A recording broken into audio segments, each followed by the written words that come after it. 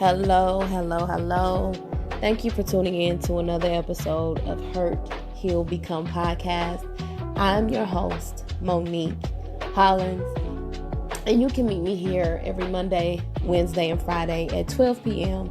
Central Standard Time. Listen, I just want to talk and have a real conversation with you about, what happens when you do create a relationship with God, or when you do answer the call of God, or when you do start praying more, spending time with God, when you do make the decisions to change your life and do it God's way, and then you get into a relationship with God, or you start putting things down, you leave the streets, you come to God, and then you're praying, and then you're feeling like, well, God, I'm doing everything that you wanted me to do. I've left some things behind, but why does it seem like now that I'm giving my life to you, and now that I'm spending time with you, and now that I'm praying more, now that I'm in church more, that it's even harder? Why does it feel like it's punishment? And I just want to let you know right now that it's development. Do you understand? It's not punishment, it's development. Oh, I got tears in my eyes because I came from the streets, right? It was a choice. I was born and raised in a home by my grandparents. My grandfather was a pastor my whole entire life. So I was born in the church. But when I turned 17 and I had my first son at 17, and I turned to the streets, I started dancing, stripping at 18 years old. And these are things that I didn't have to do, but I was so determined to be independent. And, I danced, I stripped, but I also worked in corporate America, right? So I led a double life. And I always would say, man, I feel like I'm 1 foot in the church and 1 foot in the grave. And I'm not sad. I'm not crying about this story. I'm not crying about what happened or my history. It brings me to tears because I understand where so many people are, especially people in the streets, especially people who've been counted out, especially people who've been rejected, especially people who've been abandoned, especially people who've been treated as if they would be nothing more than they are. Do you understand? And I know that this message is going to penetrate the heart of the person it's meant to. And so, I was just determined to overcome the statistic that I had now grouped myself into. And, I always knew this is not my final. This isn't my final destination. In fact, I used to write in journals. I started writing in journals a long time ago. Now, when I could first write, 5 years old, I would write in diaries. We called them diaries back then, right? But I had a journal, and I had wrote in 2008 on one page. It was September 8th, 2008. And on one page, I'm talking about the rendezvous I had the night before, how the ecstasy pill, because I used to take ecstasy so I can stay up and work corporate America, stay up, work the strip club at night, stay up, leave the strip club at 3, 4 in the morning, stay up, go back to corporate America, right? Like really living a double life. And people never knew. Family never knew. The people at work I worked with never knew. I was the youngest person at the job.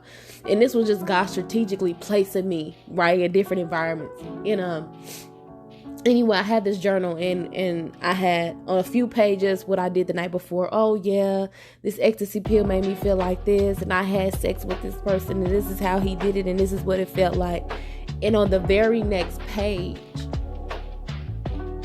I wrote, I know that this is not the woman God wants me to be, and the excuse I have right now is my age, but I'm going to grow out of this, right? So I always knew it, whether people around me knew it or not, right? Whether people knew it or not, I always knew this isn't my final destination. This isn't the end of my story. This is not where I'm going to be, right? At 30 years old, at 25 years old. I'm not going to be doing this, right? And by the grace of God, one day It was just a matter of about 6 months where I was just consistently taking ecstasy pills to just stay up to work. I liked the way it used to make me feel and all of that too. But one day I was about to take the ecstasy pill and I said, how can I allow this little pill to have control over my big body? I'm a heavyweight, right? This little bitty pill. I know I was way more than 125 pounds. And I said, how am I allowing this little pill to control me like that? And I threw it out and I never took one again, right? That was in 2009. And that is by the grace of God. And I give God all the glory. All the glory. Because based on what I've experienced in my life and the things that I've done, the things that I've witnessed, I should be statistically out of my mind. I should be hooked on drugs. I should still be stripping, right? And I was never a stripper at heart. That was never something I wanted to do growing up. I got my cosmetology license while I was still in high school. I always had an entrepreneurial spirit. It was just me rebelling. I was rebelling against the church who had judged me, who didn't take me in when I was hurting, but they cast me out, right? And so, I was just rebelling. But at 30, I think 31 is when Jesus left the 99. He left the 99 to come after me, the black sheep, the one that was counted out, the one that, didn't even believe in him, the one who questioned his purpose, his power, and his position, the one that was like, I don't need a middleman to get to God. I talk to God all the time. Why do I need Jesus? The one who denied him like Peter. Do you hear me? And he came after me at 31 and revealed himself to me. And it wasn't easy. Do you understand? If you've been doing something for 30 plus years in your life, or you've been thinking a certain way for 30 plus years, do you understand how hard it is to just instantly put those thoughts down? Right? Now, there were some things that Jesus did free me from instantly, because in the world, when I was in sin, those things didn't have a hold on me, right? I just did them. They didn't have a hold on me. But there was other things that it's been a journey and it's been a process, right? And it's been a continuous journey to renew my mind. It's been times I'm like, dang, God, I feel like I'm doing everything. I done left everything. I done left the streets. I done left whoredom. I'm not sleeping around with multiple men. Lord, like what? And like, why does it feel so hard? And sometimes it could, the enemy or your own mind, let's not even give the enemy glory. Your own mind can start thinking, dang, I must be being punished for everything I did. But you got to know that God is a God that forgives. God is faithful. And it's not punishment. It is development. Because what God blesses you with, he wants to ensure that you become the person to attain these things and sustain these things and maintain these things. Do you hear me? When Jesus changed my name to Grace Stewart, and he's been taking me on this journey to become the steward of what he has allowed me to be blessed with in this life. Do you hear me? He's graced me, right? He's graced me, and every day it's a journey to just understand and accept his free gift of grace on a daily, right? That's hard, because innately human nature, you think, well, if I do something bad, I instantly need to get punished. And sometimes you can do something that you deem bad and God is still loving you, and you waiting on the punishment and it ain't happening, right? It's not happening. We're not always getting whoopings for everything from God, right? It doesn't even work like that when you're a parent to your children. They don't always get a whooping. They don't always need a beating. They don't always need severe punishment because of the mistakes they made. Your truest concern is, okay, did my son learn from this mistake? Do I see it well within their soul that they did? You know what I mean? Where was their heart and their intention when they were doing whatever they did that I may be disappointed about? So I want to let you know, and I want to remind you listening to this episode, it is not punishment. It is development. And that is why, I'm just sitting here really, really so grateful to God. I'm so grateful to God for everything that I've been through. Everything, the worst things, the good things, the bad things, the ugly things, the beautiful things. I'm so grateful because it birthed, hurt, heal, become. It birthed a community of women that will be hurting, will be healing, and we will be becoming for real. It birthed that, right? Everything I've been through has birthed right now, today. I got something to open up my mouth and talk about. People can relate to me. Do you hear me? This is why I never, ever, ever, ever want you to put me on this pedestal of perfection just because I know how to dress and just because I'm beautiful. And society does that. It does that. Oh, you dress like this, you look like this, you know how to speak. Well, I'm deeming you like this. I'm putting you on this type of pedestal. I'm human just like you, and I've made so many mistakes. And I've been in the same position. Dang, God, I feel like I'm being punished, and I'm trying to do right by you. I'm trying my hardest. I'm not perfect. I am making mistakes. I am a sinner. I confess that with my mouth, and it's well in my heart to know that I need Jesus Christ every single day.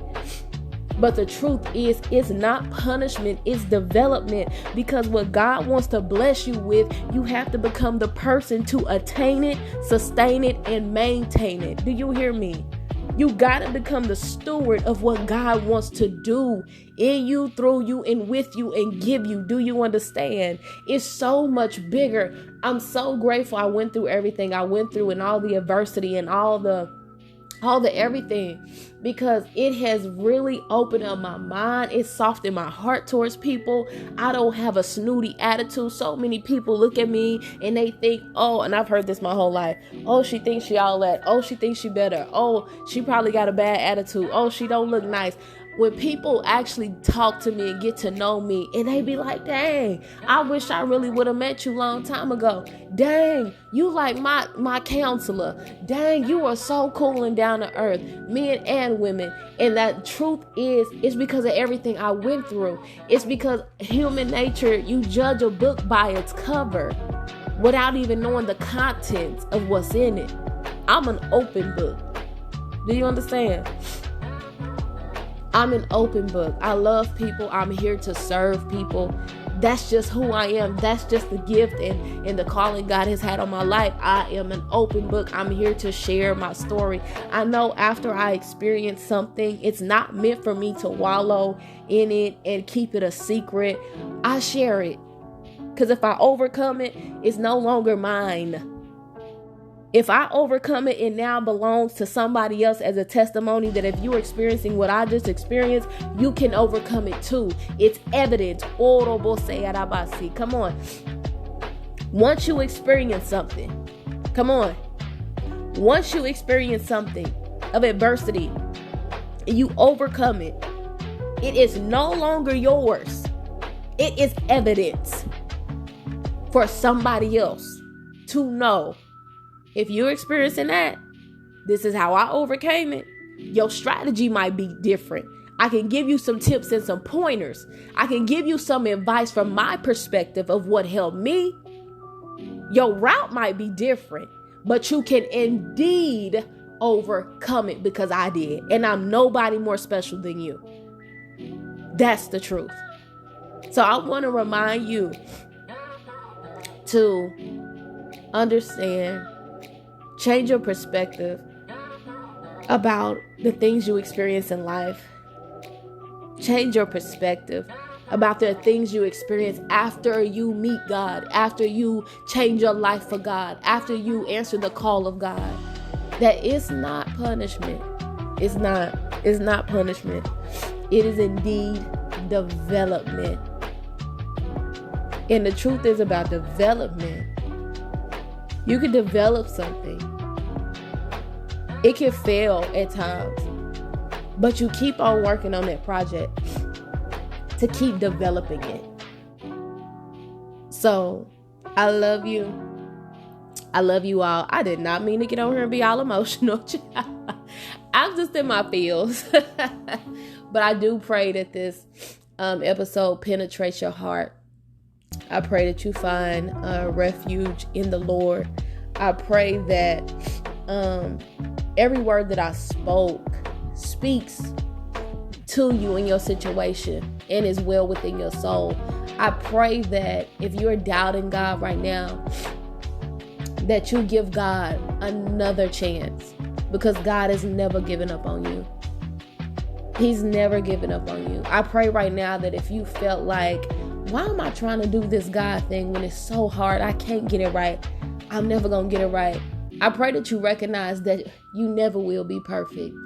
In the God thing, in the worldly thing, in the devil's thing, you ain't going to be perfect. Do you hear me? So I pray that you keep pressing towards the high calling on your life, that you continue to answer the call of God every single day. Every single day, just try to surrender yourself and your day to God. Every single day, every single day, every single day. I'm not going to sit up here and say I'm a super saint because I know how to pray or I know how to speak. No.